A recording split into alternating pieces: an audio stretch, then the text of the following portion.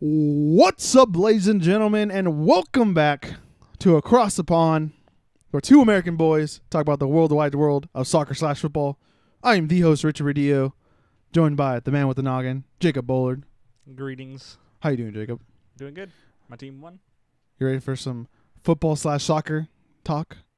I'm ready for some football talk. Okay. Anyways, if you didn't know, ladies and gentlemen, if you were joining us for the first time, this is Across the Pond. Like I said, we're two American boys talk about the worldwide world of soccer/football, mostly just European football. We will go through our review of last week's Premier League games, which is match week 11, and then we will get into our predictions, and then we will predict some other games, our bigger games around Europe, and then that's pretty much it, and we're done. So, go ahead and give us some love and hit that heart button. Heart button. Heart button that. Let's get it. All right. First game of the week, baby. We got Bournemouth versus Manchester United. Manchester United won 2-0 with a goal in the 35th minute by Anthony Martial. And then a tying goal in the 11th minute. Oh, actually, no, wait, no. Wilson scored the goal before him. Oh, my bad. Sorry. Wilson scored the first goal of the game. Callum Wilson in the 11th minute, and then Anthony Martial scored in the 35th. And then the game winner in the 92nd minute by Marcus Rashford. Yeah. Were you impressed by that at all? No. Oh, okay. Sorry. Bournemouth possessed the ball 49% of the time to Manchester United's 51. 18 shots with 7 on target for Bournemouth and 8 on target for Manchester United. That's efficiency right there. 100%. Sure. 100%. 100%. A lot of shots, obviously, taken in this game. I can't really see much from what I saw. It's good on that Martial's getting those goals. I forgot who swung the. I think it was Sanchez that swung the ball in, and he got the assist off of that goal. And then the Rashford probably should have had another goal earlier. He had another. It seemed like he was going to do that again in the 92nd minute, but instead he scored. Fortunately, but he did have a ball where he just kind of bobbled it in a way, and then didn't score. And then I think there was another chance by Brooks, I believe, but it kind of went a little wide on it. I think it was like a counterattack. For Bournemouth, you mean? Yeah, for Bournemouth. Sorry. They also missed before. They missed twice really before Wilson scored because Ryan Fraser was 1-on-1 with De Gea, and then someone just missed a header or out for a corner. I think it was not a Phobie. Phobie's not even there anymore. Who was it? I don't remember. Someone, because they scored off the corner. Yeah. So someone just missed or had a shot deflected right before. I forget who it was though. I think it's a good result for United, but I think Bournemouth will feel a little bit hard done. I think that. Well, I mean, I don't know. I guess I'm kind of of two minds about it because Bournemouth didn't take their chances. But at Bournemouth, I think, were the better team in this game. And if someone could please explain to me in the comments down below how Marcus Rashford in the 92nd minute has time to chest the ball down in the middle of the box on the 6-yard line and then tap home a goal, I would love to hear that explanation. Yeah, I don't know how you not like he's pretty awkward. But there's a lot of this weekend there was definitely a decent amount of guys just not marking up. It seemed like, I don't know, from what we're going to talk about. And you guys got to get Chris Smalling out of the team. Yeah, holy crap. Yeah, him. Another interesting thing too, Lukaku didn't play at all. I've been saying that for a long time that he shouldn't be playing. Yeah, but the last 2 weeks, I don't think he's started in the lineup. And you guys have won or drew all of those games. Yes. No, last week we won, right? Yeah. Yeah. Beat Everton. Yeah. So, yeah. Beat Everton, drew with Chelsea. Wait, that was a long time ago. Never mind. You came back against Newcastle. 3-2 win against Newcastle. Then it was the international break, and I think you drew that game. And then 2 wins back-to-back. Yeah. So, decent form for right now. Yeah.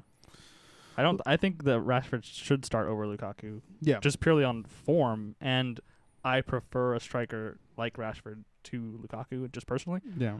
But because Lukaku just wastes so many chances. Well, that too, and then also I think Lukaku is probably going to be like the guy that's just going to have to come off the bench in a way. You know what I mean?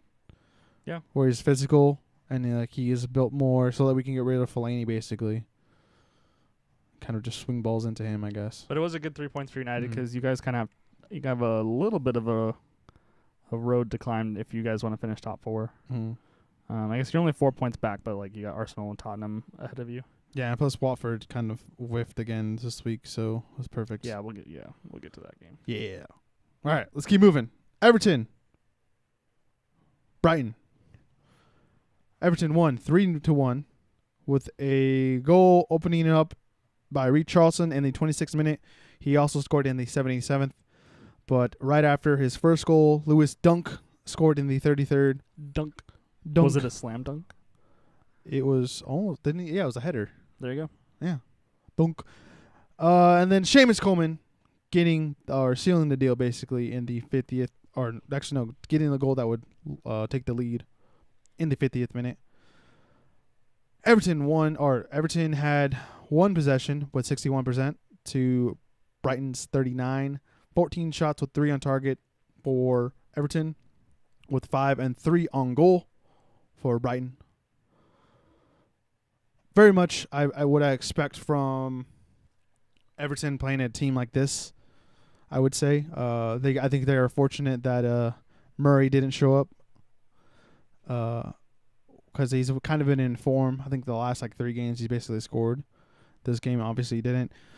I don't know what else Brighton could have done to have changed the result. I think they were going to give up the 3 goals anyways.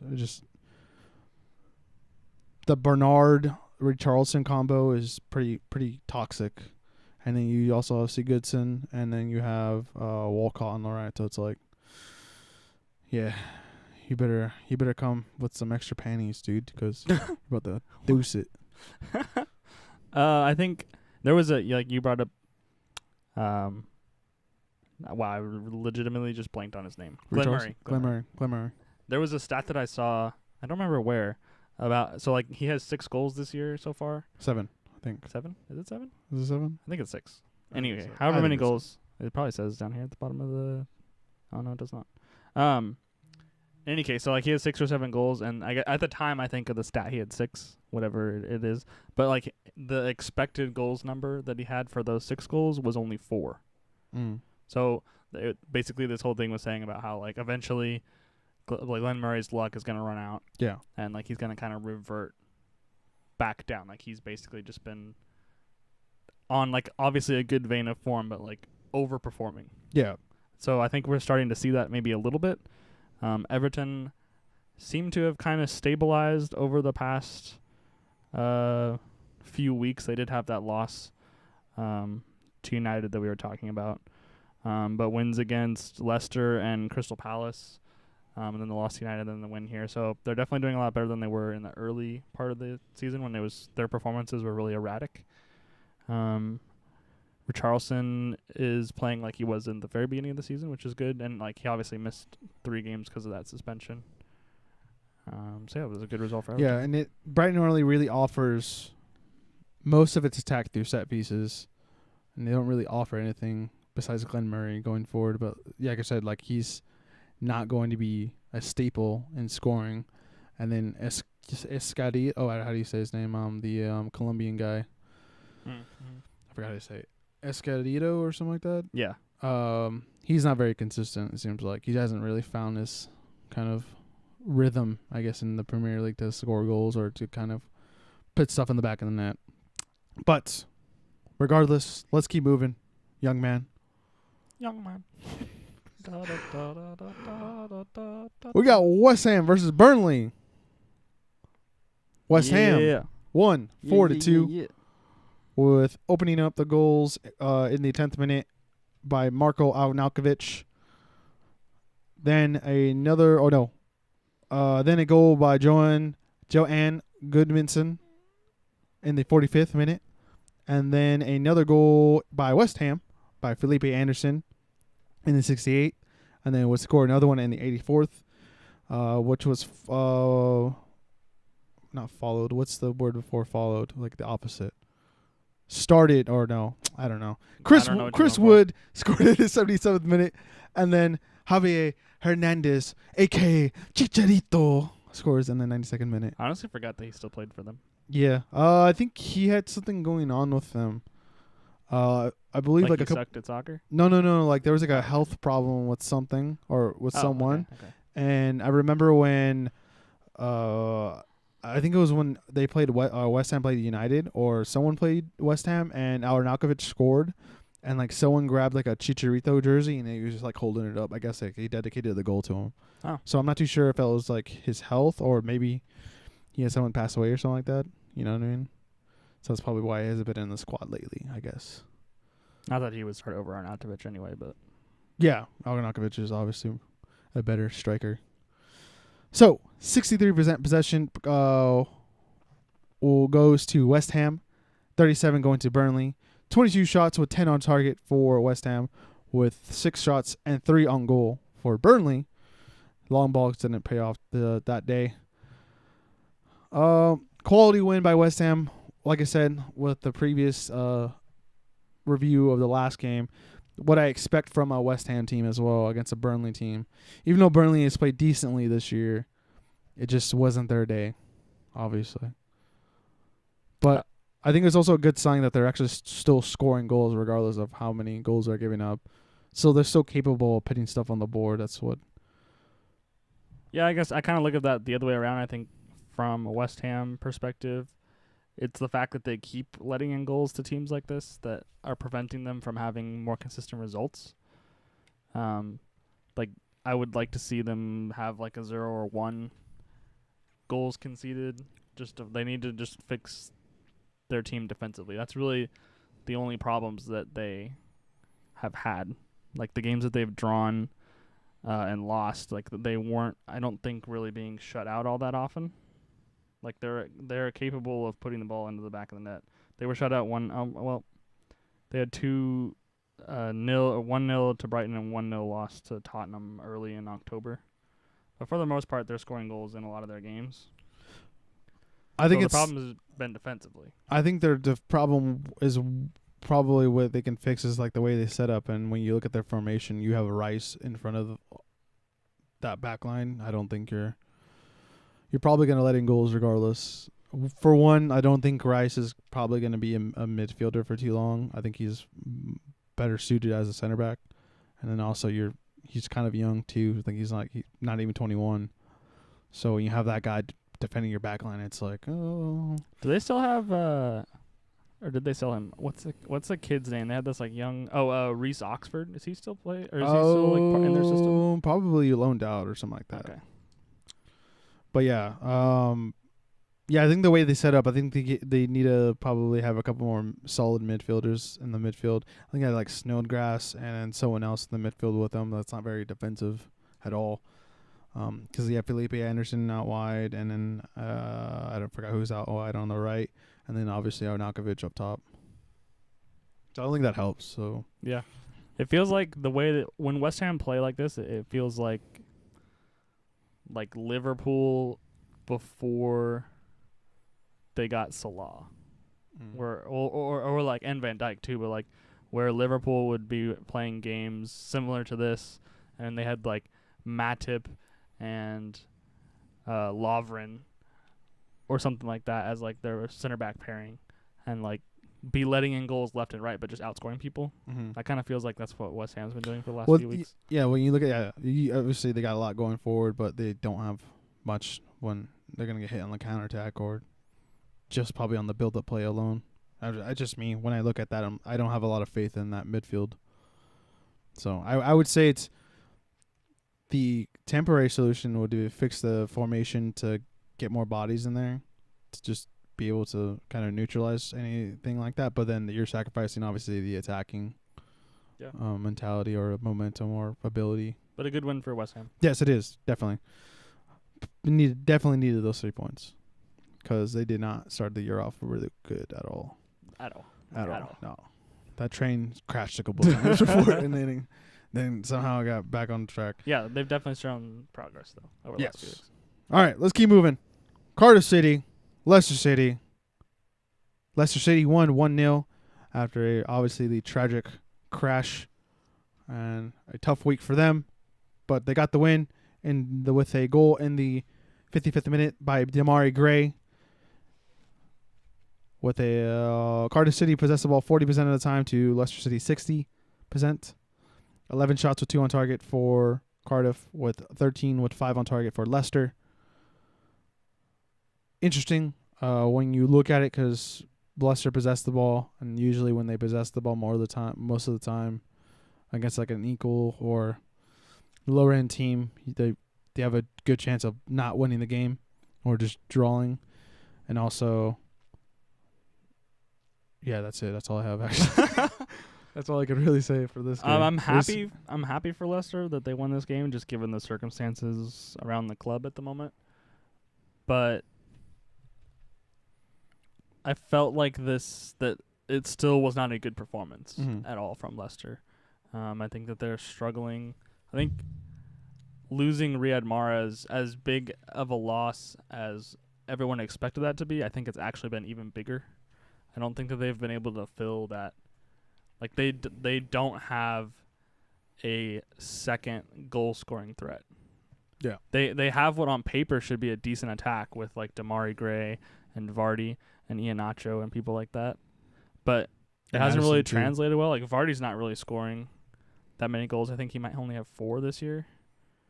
Obviously he missed a few games. Red card.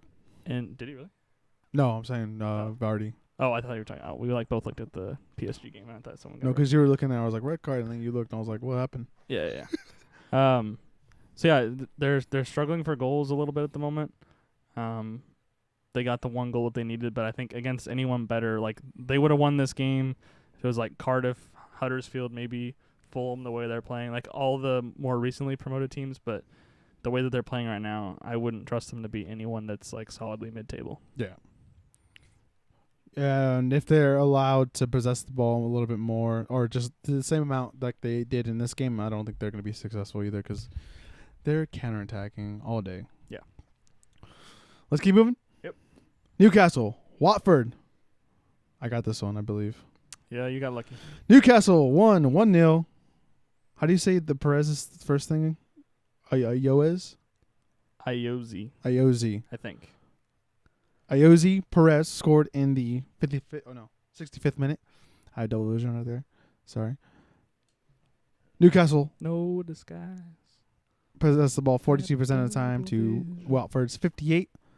10 shots with 2 on target for Newcastle, with 16 and with 1 on goal for Watford. Dun dun dun dun. I think this is the beginning. Is this the beginning of the end for Watford or something like that? No, I think they'll be fine. I think that they definitely need to get points from these sorts of games if they want to keep themselves in contention for like if they want to like sneak a Europa League spot. But Watford have already banked enough points where like they're safe probably.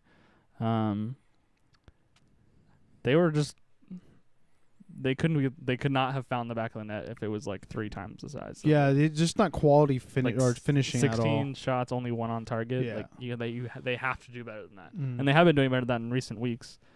Well, because they lost last week, right? Yeah. Was last week the 2-0 win at Wolves, or was that 2 weeks ago? No, never mind. Yeah, never mind. No, they lost to Bournemouth. Sorry. Oh, okay. My bad. From a Newcastle point of view, first win of the season. Good to get that done and out of the way, because that had been. I think they were the last team. They're the last team left that haven't won. I think Cardiff even has a win. I think. Oh, Cardiff beat them, I think. Yeah, Cardiff has Fulham. Oh wow, there's a bunch of teams that only won. Fulham, Cardiff, Huddersfield, Newcastle, and Southampton are all have 1 win now. So Newcastle was the last team left that hadn't scored. That hadn't won a game. So good on them for that, but they're still not really playing that well. And Watford were just record-settingly wasteful in this game, and they should have won this game. Yeah. Definitely got bailed out, or Yedlin got bailed out by just a bad attempt at goal. success and like the De La Feu combo has been. It seems very promising, but I don't know what happened to Gray or what happened to Troy Deeney. I'm not too sure what's going on with them, if they're hurt or not. But yeah, it's definitely obviously you're seeing a different lineup from the start of the year, so I'm guessing people are getting dinged up. But I think it's good that De La Feu is in the squad because I think he adds a lot of quality to this team. But hopefully they can get into gear for next week, I guess. I don't know. We'll see. Good win for Newcastle though, because I felt good that they won because I picked them too. Just because you picked them, that's the only reason you're happy. Well, no, I was happy that they won because they won. That too. and True Geordie. Yes. All right, let's move on. Arsenal, Liverpool. Was this a game of the week? Yeah, it was. Okay. A goal or a 1-1 draw with a goal scored in the 61st minute by James Milner, and then followed in the 82nd minute by a very, very, very, very, very, very, very nice goal by Alexander Lacazette. Lacazette, my bad. Sorry, I got excited. Arsenal score or outpossessed the ball with 62%, with 38 going to Liverpool. 12 shots with 4 on target for Arsenal, with 13 with 4 on goal for Liverpool. Yeah, I don't. Van Dijk definitely missed a couple or more than a couple of chances. Obviously, and then Mkhitaryan in the beginning of the game. Other than that, I was kind of expecting kind of a draw in a way, I guess. I went for a draw in this game in the predictions. I know, but like after like watching the game, I'm like, it's gonna be a draw. It just seemed like neither of the teams were like going, because Liverpool seems like a little off, like on like their finishing lately. Yeah, I would definitely agree. And then Arsenal. Did Napoli lose equal? Oh no, it didn't. No. Never mind. And then Arsenal's kind of been, oh hey, we showed up this week, but then just some weeks they're like, no, what's the hope today? So I wasn't expecting, or after watching it coming out of the gate, it didn't seem like we were gonna get like a high scoring game that I wanted. But well, I think we were really close to getting a high scoring game that you wanted. I mean, we were close, but but we didn't. Van Dijk should have had 2 more. There was Mane's goal was incorrectly ruled offside. I like could have got points 20th from minute that. or whatever. Because like he almost interfered, but I don't think you could say that he really did. And then was it Firmino that put the ball off the crossbar and then it came back to him and Mane put it in? But they called, but the ref called him offside. So they should have scored there. In general, though, I'm surprised at how, I wouldn't say how well Arsenal controlled this game, but how much they controlled this game. Arsenal were kind of they were inconsistent throughout. I mean, they had like a 10-minute period where they would be playing really well, and then the next 10 to 15 minutes they just like couldn't string passes together all of a sudden, and then 10 minutes later they were back to, it was really weird. It was like a really topsy-turvy performance. It's like Mesut Ozil's career. Sure. But I feel like he's just vanished for the last like 4 years, so. But yeah. There's no like up and down. He just like down. Like he just he Right. disappeared. He ghosted when he got to Arsenal. Mm-hmm. Liverpool are struggling going forward, as you mentioned. They're not as prolific in front of goal as they have been, even earlier this year, and like especially compared to last year. That being said, they probably should have won this game, especially with the offside goal, and like they had the better of the chances, even though they weren't playing that well. Yeah. So, but I think 1-1 suited it, I guess I'll say. I don't know that it was a fair result, but yeah. I don't know. But it was a very entertaining game. That's for sure. I wanted it to be like 4-4 or something like that. If I was going to draw like 10-10, my bad, sorry. It's 10-10. Yeah. We saw a very similar game that we saw in the Chelsea Arsenal game, where it was like people just missing chances left and right. Like a super entertaining game, but like just crazy. Yeah.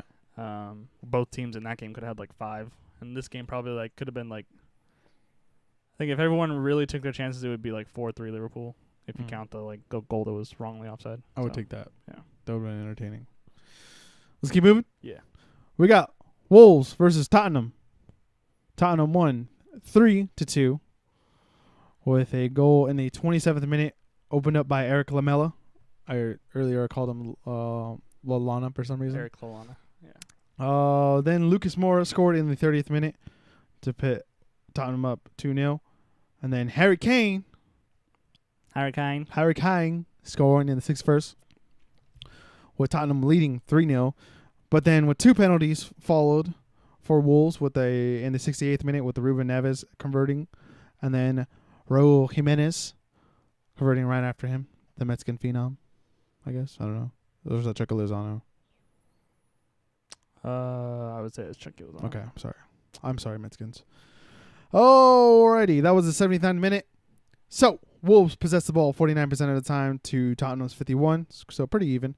16 shots with 7 on target for Wolves, with an efficient 10 shots with 8 on target for Tottenham. Got a little sloppy at the end there, Tottenham, huh? A little sloppy? I would say they were sloppy throughout. Well, definitely, it showed for sure when they gave up the 2 penalties, I believe. Yeah, well, it was the same person that gave up both of them. Mm-hmm. So, like, I kind of just put that on him. Not necessarily Tottenham in general. Winks? No, I don't think it was Harry Winks. It was actually someone that I don't think I had heard of until Foyth. Okay. Foyth, I think it was. Sounds right to me. I think it was him. Obviously, Spurs kind of were rocked a little early with the Dembele injury, like having to bring Son on like only a few minutes into the game. That definitely disrupted their flow, I think, and like them kind of playing themselves into the game. Like they had the first few minutes and then like had to make a substitution straight off the bat and like change their system. This is a game, even though Wolves were 3-0 down, I think in like the 50th minute or something like that. Let me go back up to the top here. 61st minute was when they went 3 up.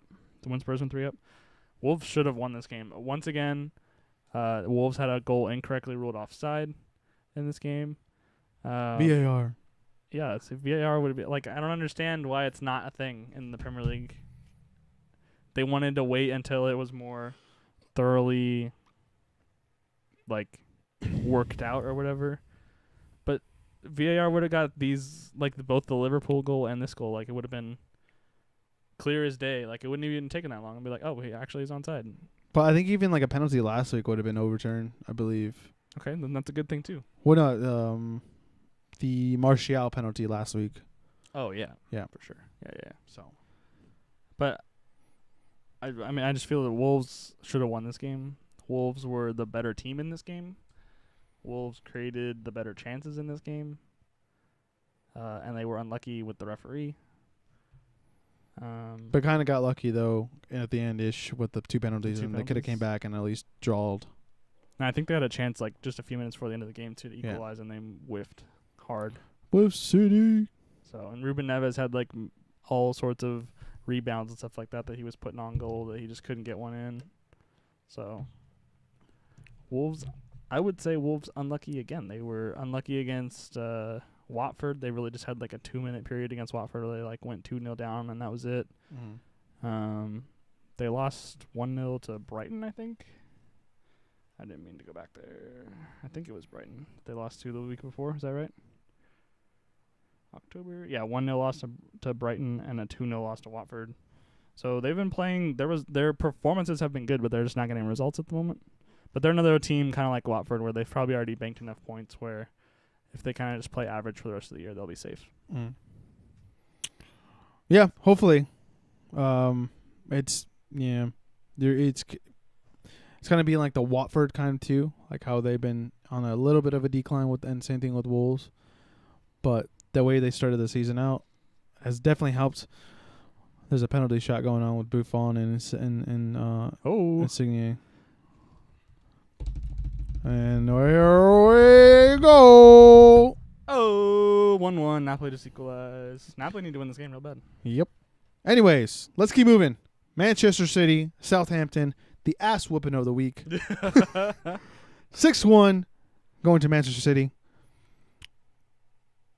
An own goal by Wesley Hoyt. He's Pretty sure he's Danish, right? Yes. Mm-hmm. In the 6th minute, with a goal followed by Sergio Aguero, like a little savage that he is. In the 12th minute. Then in the 18th minute, another goal by David Silva. I was gonna say David Luiz for some reason. How dare you? How dare I? How dare you disrespect Then a the goal magician? for Southampton, their only goal of the game. In the 29th minute, with a penalty by Danny Ings, good old Danny Ings. Then a goal in the 47th minute, right before half. Raheem the Dream Sterling, then also scoring in the 67th minute.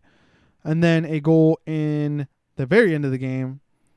Another savage goal by Leroy Jenkins Sané in the 91st minute. Manchester City possessed the ball 67% of the time to Southampton's 33. 18 shots with 8 on target for Manchester City. 13 with 6 on goal for Southampton. This is a pure bloodbath. But instead of bleeding red, you're bleeding blue. Sure. But wouldn't it be Southampton that were bleeding? Yeah, but So they bleed red. Manchester City's blades are so powerful that it makes you bleed blue. Baby Okay. blue. All right. They're like, I'm gonna make a baby little baby blue, bitch. Yeah, this game was remarkably one-sided. Like even more one-sided than I expected it to be. They could have scored 10 had just everything gone their way. They're close.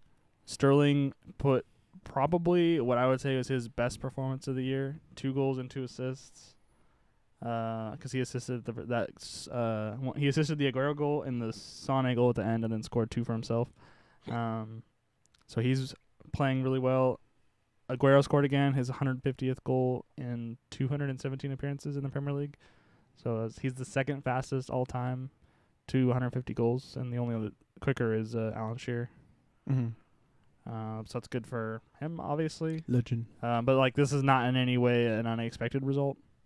Because City have been putting 5, they put 5 on Huddersfield, they put 5 on Cardiff. So yeah, I am personally disappointed in the goal that we allowed. I don't know what Ederson's doing there. It's really unusual of him to be late in a situation like that, where he was late coming out. That's the first goal that Manchester City have conceded in 10 hours and 30 minutes. Hey. Before that, because the last person to score in the Premier League was DeAndre Edlin against City. That was way back. Yeah, that was late September. Yeah, I think so. So that's what's giving me optimism. I didn't think we were gonna win the league this year when this season was starting. I thought Liverpool, we weren't gonna be able to deal with Liverpool, but the difference this year. What? I told you, dude. I told you. Well, so what I didn't negative. expect is that Pep has changed, and we're I guess kind of spreading this out to the whole season so far. Pep has changed the way he plays against big teams. He's not as because we used to always play the same way every single time. We played much differently against Liverpool than we did before. Mm-hmm. I guess because Pep Guardiola has 3 games of us getting pasted to study now. But what's different this year is the defense. I think that Stones and Laporte, I would say, are the best center back pairing in the league, at least at the moment. And that's what's changed. We're still scoring a ridiculous number of goals. I think our goal difference is 13 above Liverpool. I would say they are the best center back pairing because of the system, not because of the quality. Okay. And plus that midfield in front of them. Laporte has been really, really good this year when he's not playing left back. But yeah, no, I think your midfield. I think what we've seen in the past, even with the older United teams, when you see Smalling and Jones start, and but you see the guys in front of them that are starting around them, I would see that a little bit more. So you're saying that Stones and Laporte are equivalent to? No, I'm saying Jones during their 2013 or 2012, 2013 league win. Okay. That kind of I'm not saying they weren't they're not. I think they're I think Laporte's a little bit better at the time, but also they had a lot more potential at the time too. Yeah, and then also they had Ferdinand and Vidic to start in front of them too. Right. Yeah. Also, another just scary thing for the rest of the league is that Still no De Bruyne. Like, he's hurt again for the next, like, month or so. Riyad Mahrez was on the bench. Gundogan's on the bench. I guess Bernardo Silva played. He started along. So is Bernardo Silva, Fernandinho. Yeah. So, like, we still have, like, and Company on the bench, too, as well. So we still have, like, players that would be first-team starters on almost any other team in the league just chilling on the bench. Mm-hmm. And we're still pasting Southampton 6-1. Yeah, because I believe your attacking method and then also the guys you have going forward are mostly quality. It just seems like Raheem the Dream is actually becoming the dream. I'm hesitant. I'm hesitant about that because he still gives flashes of like he doesn't know how to shoot. But I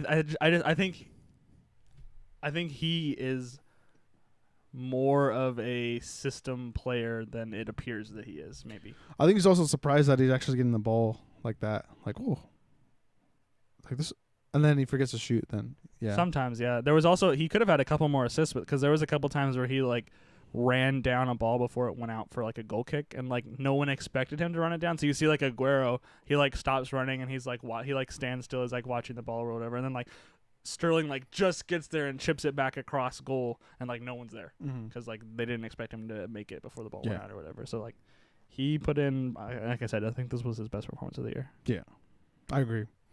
Let's keep moving. Yeah, Chelsea, Crystal Palace, the poor man's London derby. I think that would be a Fulham Crystal Palace. Oh, that's like that's like the destitute. that's the garbage London derby, or whatever you want to call it. Chelsea won 3-1 with 2 goals from Alvaro Morata in the 32nd and 66th minute. But Andros Townsend scored in the 53rd minute. And then after him, Pedro to seal the deal, obviously. 70th minute goal. Chelsea possessed the ball 74% of the time to Crystal Palace's 26%. 15 shots with 6 on target for Chelsea. 7 shots with 2 on goal for Crystal Palace.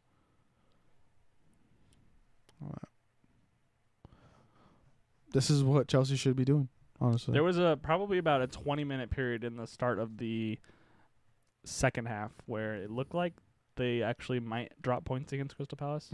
And like in those 20 minutes is when Townsend scored. But it's good that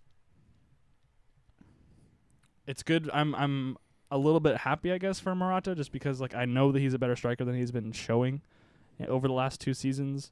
And we talked last week in our preview, like if that goal that he had last week would be kind of a spur towards like him finding some form. And it looks that way, at least at the moment. Yeah, second goal was like pretty goals. nice. Yeah, it was. I was happy that Pedro scored because that gets points on my fantasy team. Pedro. Of which I had 99 points in fantasy this week. Had a very good week. That's pretty good. But yeah, this was the expected result, even though there was like a little bit of a shaky period in the middle there. I was just disappointed that Hazard didn't start because I didn't start him. Because it said like, oh, he's probably going to be hurt again this week. I was like, okay, well, and then he comes off the bench. I was like, he got some assists. I was like, Daddy, come on, bro, what the heck? So disappointing. But yeah, this is a team. The only shaky thing, obviously, was the Townsend goal. David Luiz I think it was just bad communicating with the midfield, and he just got caught. It still amazes me that, like, I just can't fathom that David Luiz is better than like Cahill or, I guess who else would be there? Cahill, Christensen.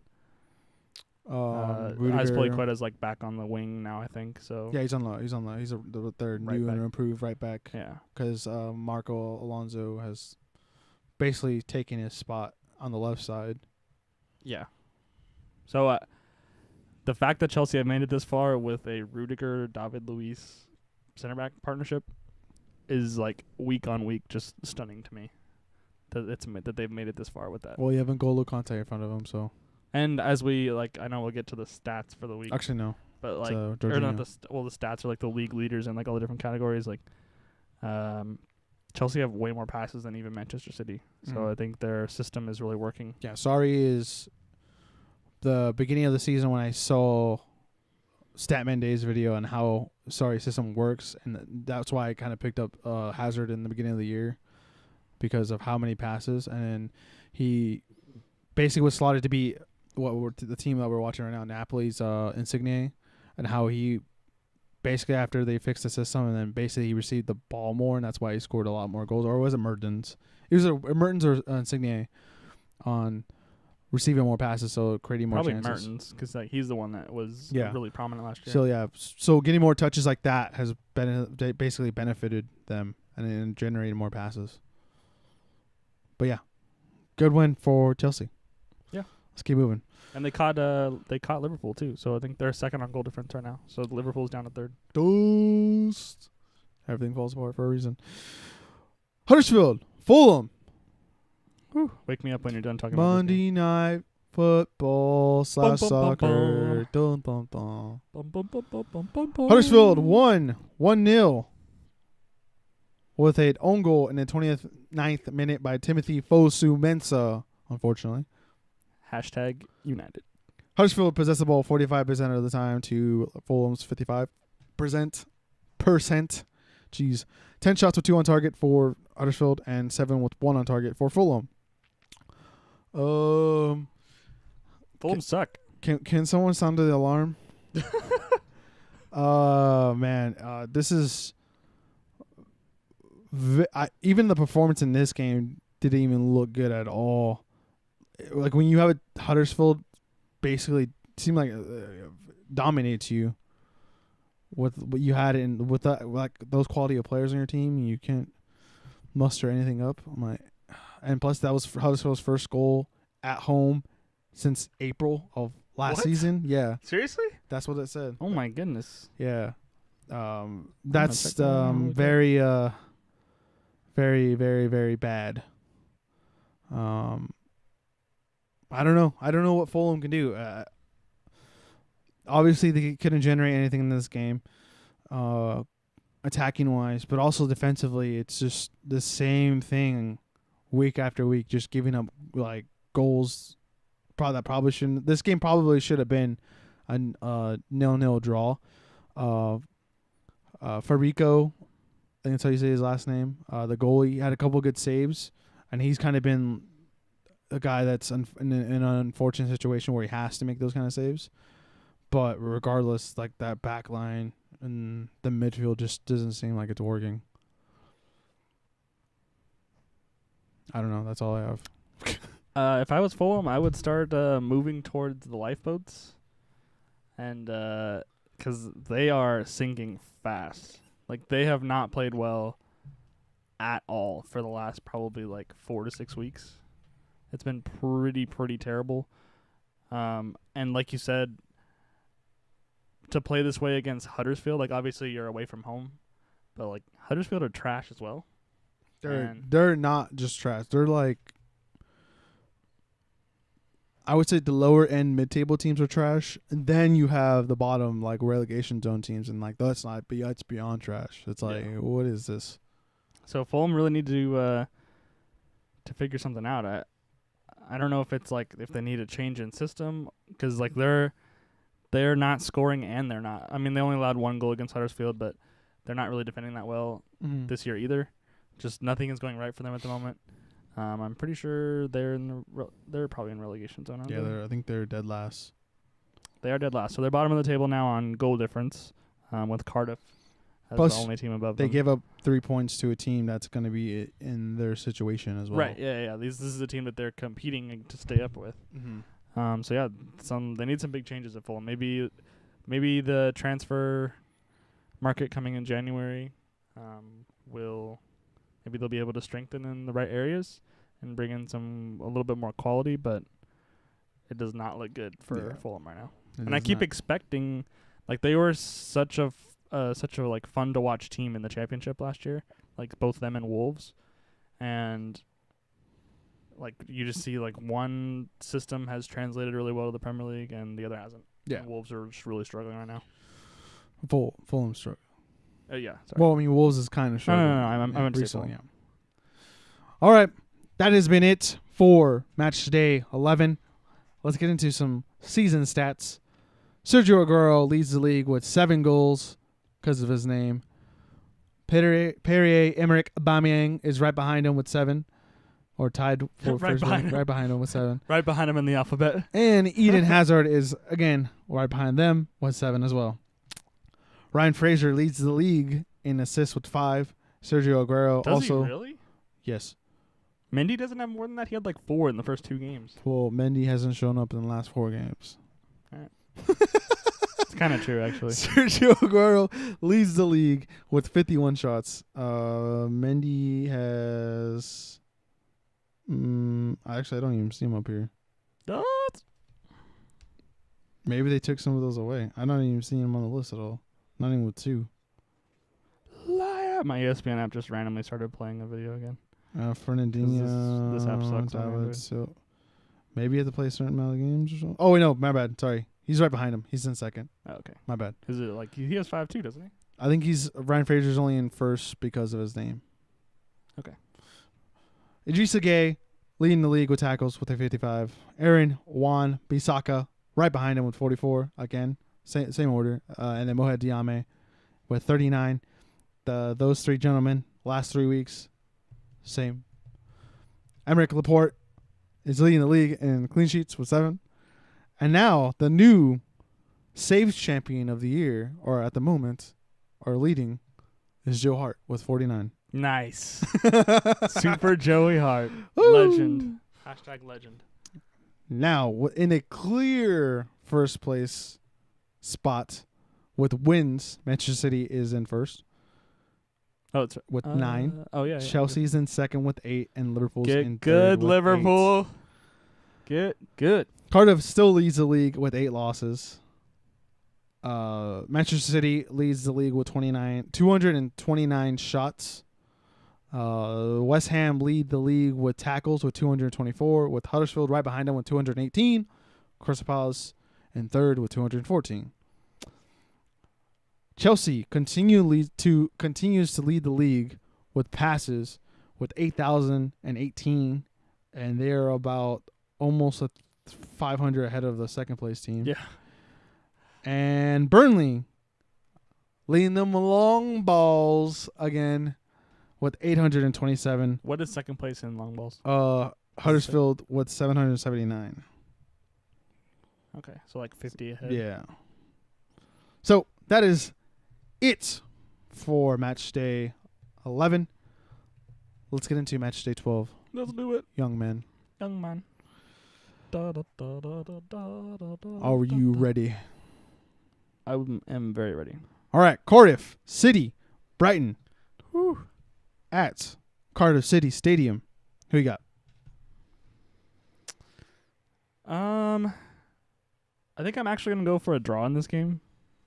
Only because this is a home game for Cardiff, and I think, like we were talking about Brighton's over-reliance on Glenn Murray, I think that if Brighton regress further, like they did last week against... I'm blanking on who they lost to. But I think that Cardiff can get at least a point from this game. So I'm going to go with Cardiff. And Cardiff is another team. They're basically bottom of the table. It's just goal difference keeping them off bottom of the table. So they desperately need points. And the sooner they get them, the better. So, but I'm going to go for a draw. I'm going to go with Brighton. Because good old boy Glenn Murray's going to get another goal this week, baby. I feel it. My left nut. Okay. So, Brighton leads with 60% going to them, 11 going to a draw, 29 going to Cardiff. Let's move on. Let's do it. Huddersfield Town, West Ham, John Smith Stadium. Who you got? Got my boys over at the Hammer Shop. Toot toot. West Ham. Toot toot. They played very well attacking last week with those 4 goals. But they did. I think that Huddersfield will score at least once, just because West Ham seemed to be that sort of team that always let one in. But I think that their offense, the way it's been playing recently with Felipe Anderson and Arnautovic, I think that they'll have more than enough to get past Huddersfield, even though it's a home game for Huddersfield. Also, you should get a conductor's hat for when we do this one, and you get a little hammer, and then Okay. every time you're like, Don't they do that little like thing, like the Yeah, they do Wakanda that, but, Forever like, thing or whatever? yeah, but like you pick your conductor hat and then you grab a hammer and you're just like, okay, I got West Ham. That's what you should do next time. All right, fair enough. You can go buy that conductor's hat for me. I don't know where to buy one, but I'll figure it out. Okay. 83% Amazon, bro. You buy everything on going Amazon. to West Ham. 83%. Jeez, going to West Ham. 5 going to a draw. 12 going to Huddersfield Town. Next, Leicester City, Burnley, King Power Stadium. Hopefully, there's no helicopters involved this weekend. Yikes. That's not a joke. I'm serious. Who you got? I'm gonna go with Leicester. Leicester have not been playing well, but I think, like last week, I said that I think just everything that's happened surrounding the club was gonna give them a little bit of an edge. You just looked at their percentages right now. Everything that happened last week is gonna give them an edge, and I think that this being the first home game with the crowd and like the supporters that they're gonna have since what happened. I think that's just going to give them what they need to get over the line. So I think it's going to be a close game, maybe like a 2-1, but I'm going to give it to Leicester. I think they're still going to be riding that kind of emotional wave. Well, sir, that emotional wave shall not get you 3 points. All right. I'm going to go with Burnley. Okay. My long balls are going to get How'd that go for you last week? Let's not talk about that. This week, we're talking about this week. We're not talking about last week. Just saying. This week, 2-1. They're going to allow Leicester to possess the ball. Get some long balls in there because Burnley has Vokesy, so we're good. Vokesies. Yes. Percentage-wise, the One Football app does not agree with me. 87 going to Leicester. Whoa. There's no way it's that high of a percentage. 5 going to draw. I appreciate the sentiment. 8 going to Burnley. 8% chance of Burnley to win this game? Nah. That's crazy. Apparently, I'm crazy. No, the percentage should be I would give it like a 60-40. All right, here we go. Newcastle versus Bournemouth at St. James's Park. Woo. We got 6 versus 17. I forgot to mention the table stuff, but yeah, sorry. Who you got? Manchester City atop the table. That's all I need to know. Okay. Best team in the world. You lost to Lyon not too long ago. Hey, Liverpool lost to Red Star Belgrade, so we don't have the worst loss in the Champions League this year. No, that's us versus Juventus. That's not the worst loss in the That was Champions pretty bad. League. Even if you guys played as well as you could have, you're going to lose to Juve. Yeah, but 'Cause y'all it still suck. was a pretty bad. It was a pretty bad game. But anyways, go ahead. I'm going to go with Bournemouth. Bournemouth are by far the better team, even though Bournemouth is not a great team. Newcastle suck. Straight up. Newcastle suck. This is a home game for them. They did win. They were very lucky against Watford last week, coming off this will be hopefully they'll be looking for their second victory of the season. But Bournemouth have been playing really well the last month or so, ever since that 4-0 loss to Burnley back in, I think, late September, early October, somewhere in there. So I'm going to go with Bournemouth. Well, sir, this is where the... You always pick Newcastle, so it's well, I don't always pick Newcastle. I'm pretty sure if we go back and check the tape, you pick Newcastle 80% of the time. It's probably 60. You're okay. I just love watching True Geordie and his passion for Newcastle. Well, I also like DeAndre Edlin, so go suck a PP. Yeah, but they're U.S. guys on other teams. Which teams in the Premier League? I'm blanking right now, but there are other ones. Thank you. Anyways. Who does Tim Ream play for? Plays for Fulham. There you go. He barely plays for Fulham. Boom. Barely. Doesn't matter. And I still have a spot for Fulham too. Calm down. Yikes. I'm going with Newcastle. I feel the momentum will start to shift here, young man. And also, Bournemouth has it in them to lose against teams like this. So, okay.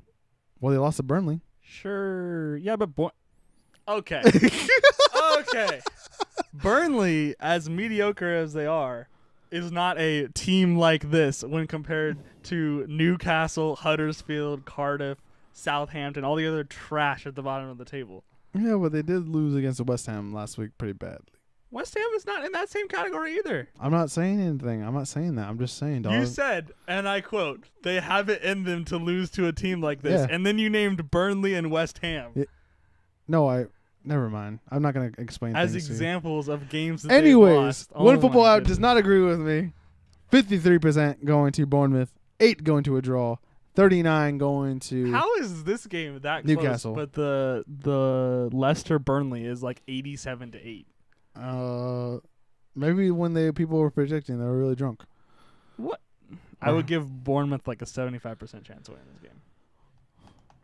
Nah. Anyways, Southampton, Watford, St. Mary's Stadium, 8 versus 16. Who you got? This one's actually tough for me. I think I'm going to go for a draw.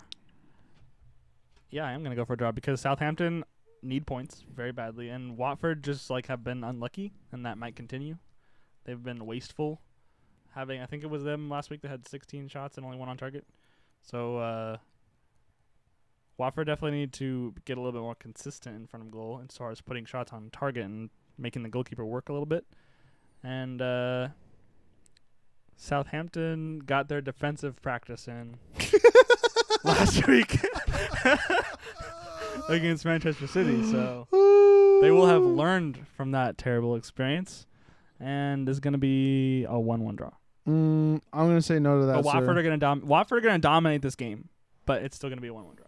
because you said Watford might get bad luck, and I don't think that's going to happen this week. All right. I think they're going to get they're going to get in the gear, and I don't know what else I can rhyme that with. But I'm going to go with Watford just because De La Feu. Just because. De La Feu is going to get a hat trick.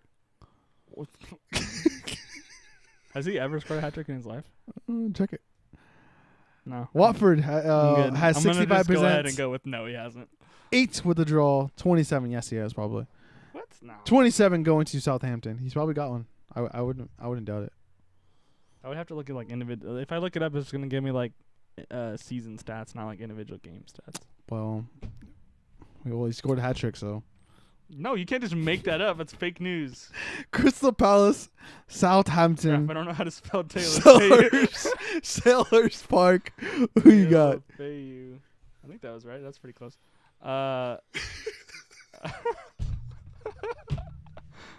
We got 4 versus 14. Crystal Palace versus Tottenham. I'm gonna go for a draw in this game. Tottenham have not been playing well, even though they did win against Wolves. They lost 1-0 to City. They had a huge stream of games where they were getting results but playing poorly against middle to bottom tier teams. Like a few weeks before the City game, they dropped points to Eindhoven in the Champions League, and I think for Palace, this is like the time you want to play Spurs. Mm. So I'm gonna go for. Did I say a draw? Yeah, A draw.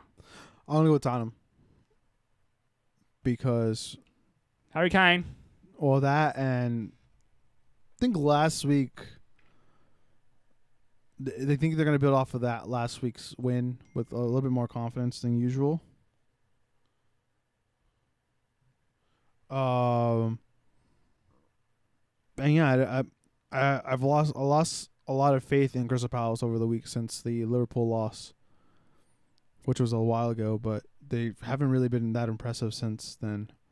For me, even in the games that they've won. But, yeah, that's it. That's all I have to say. Spurs. That's it. Spurs have 85%. 4 going to a draw, so you're part of that 4%. And 11 going to Crystal Palace. I feel like they have a little bit better than 11% chance, but no more than like 20. All right. We possibly have the ass whipping of the week with this game. For the record, De La Feu scored a hat trick for Spain under 21s. He scored a hat trick. That's not even like professional football though. But you said he just never scored a hat trick though. Yeah, implying professionally. Yeah, but you didn't I'm imply sure that. he scored like 7 when he was 5 years old, and he was better than all the other little kids. You never said what No, level. No. Liverpool, Fulham, 3 versus 20 at Anfield. Who you got?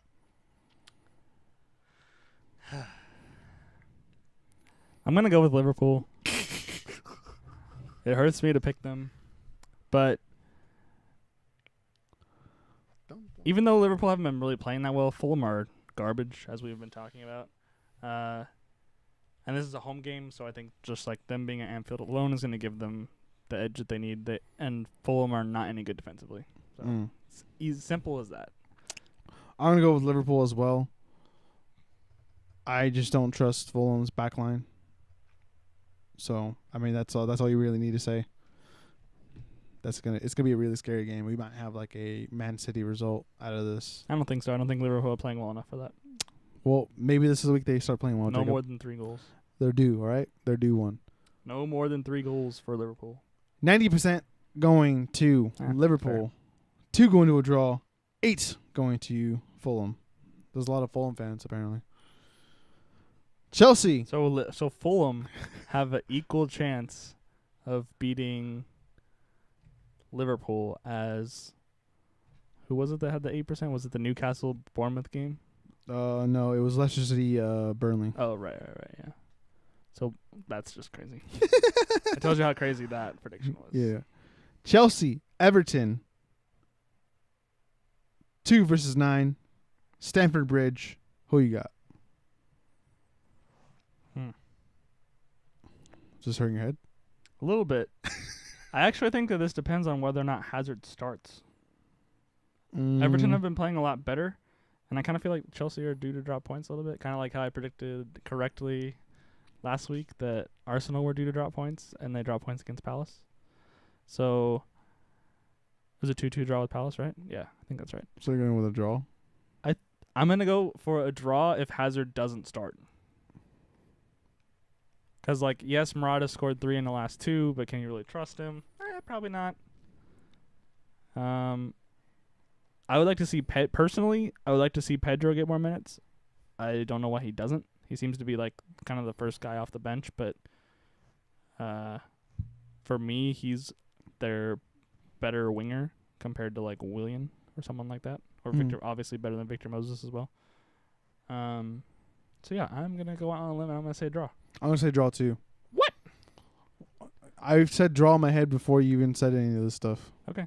I thought you were going to go with Everton for some reason. No, I'm not that brave. Well, I'm going to go with a draw.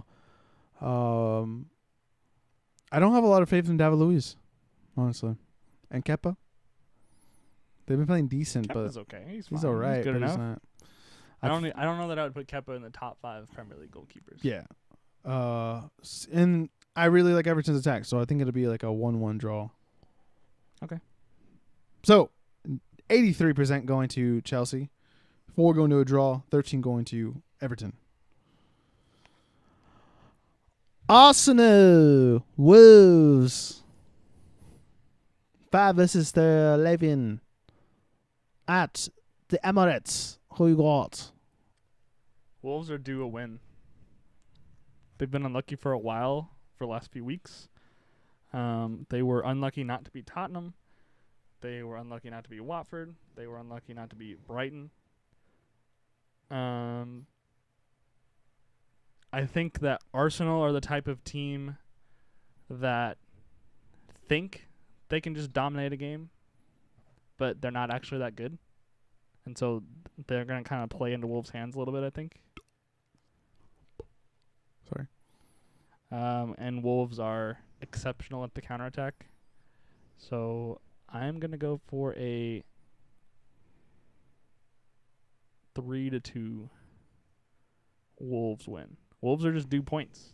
They should have got many more points than they ended up from their last few games. That's nice. And Arsenal just dropped points to Palace. Or to Liverpool and then Palace, so like a couple weeks back. I'm going to go with a draw in this game. Well, like you said, Wolves is due for points, but also I think with the bigger teams, they're going to make it an exciting game like they did against Manchester City, Manchester United. Yeah, they've had good results against like the rest of the top 6 teams. I think it'll continue with like a draw, which will be, I think, a good result for them. Yep. I don't think they're going to win, but we shall see on the weekend. Because they got a point at City, a point at United, and they should have beat, in my opinion, should have beat Tottenham. Yeah. So they've been playing well against the big teams. Exactly. But One football app does not agree with either of us. Arsenal has 80%. 4 going to a draw. 16 going to you Wolves. Oh, boy. All right. Is this game of the week? It depends on how highly you value the Bayern Dortmund game, but in our opinion, in this room, this is the biggest game of the week. Okay, biggest game of the week, baby. We got the Manchester Derby. Manchester City versus Manchester United. We got 1 versus 7 at the Etihad. Who you got?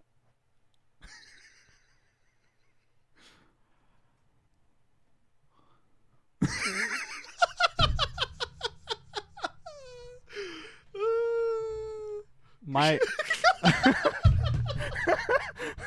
You're so scared to talk right now. my God. my gut actually says draw, because in games like these you can't, like last season I wouldn't have predicted that you would have beaten us 3-2 at home, like at the end of the year like that, like we're just waiting to win the league title sort of thing, and then like you guys came from 2 in the back. Like these sorts of games are very unpredictable regardless of form of either team leading up to it.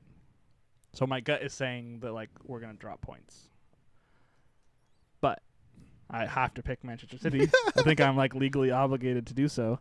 Legally obligated. So it also, I think, like if you guys start Smalling, like Young, Smalling, Jones, Shaw or whatever, I'd be very concerned if I was Manchester United, the way that City have been scoring recently.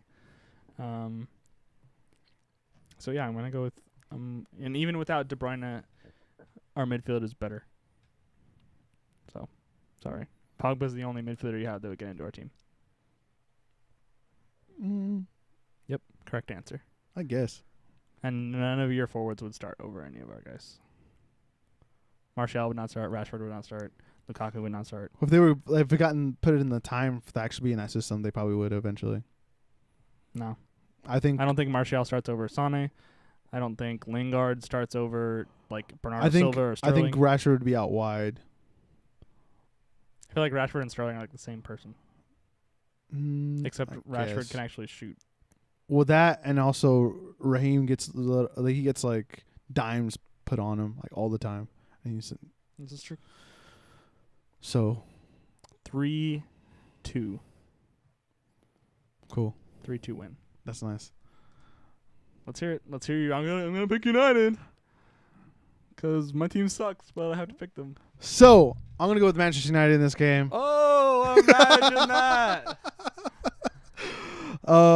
The one football app does not agree with me, unfortunately. How bad is it? 54% going to City. What? No. 7 go to a draw. That's rampant. Rampant. 39 going to United.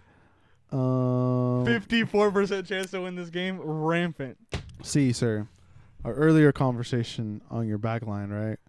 So this is what's going to happen.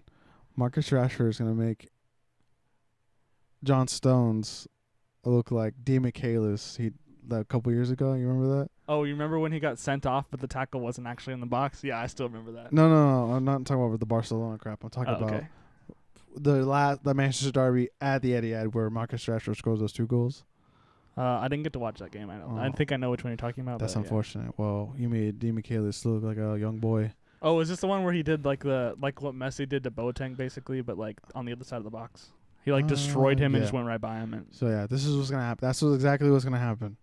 And then Sergio Aguero is gonna shoot a ball, and it's gonna go and kill De Gea straight into the hole. Right. And then we got to sub in Romero, and then he's gonna be the man of the match because he's gonna have like 1,000 saves after that. And then Anthony Martial is gonna clean up. Martial has been playing well with a goal or an assist from Alexis Sanchez, probably. That's what I'm saying. Alexis Sanchez not been playing well. We got an assist last week. Yeah, it's because Martial is good, not because he's good.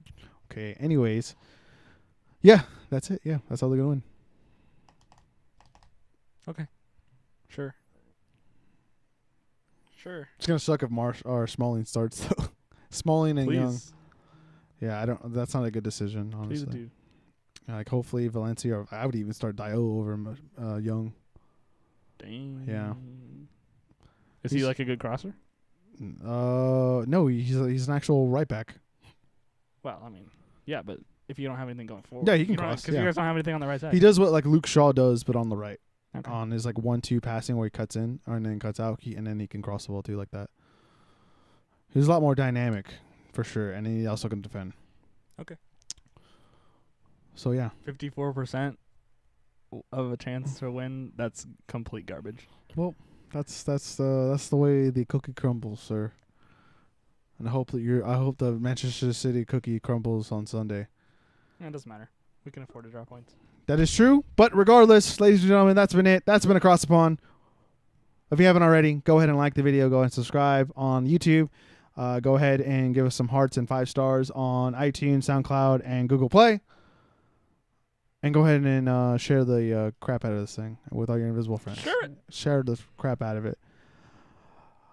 I have been the host, Richard Rodillo, joined by the man with the noggin, Jacob Bullard. We have been 2 American boys talking about the worldwide world of soccer/football. We'll see you guys later. Bye. Bye-bye.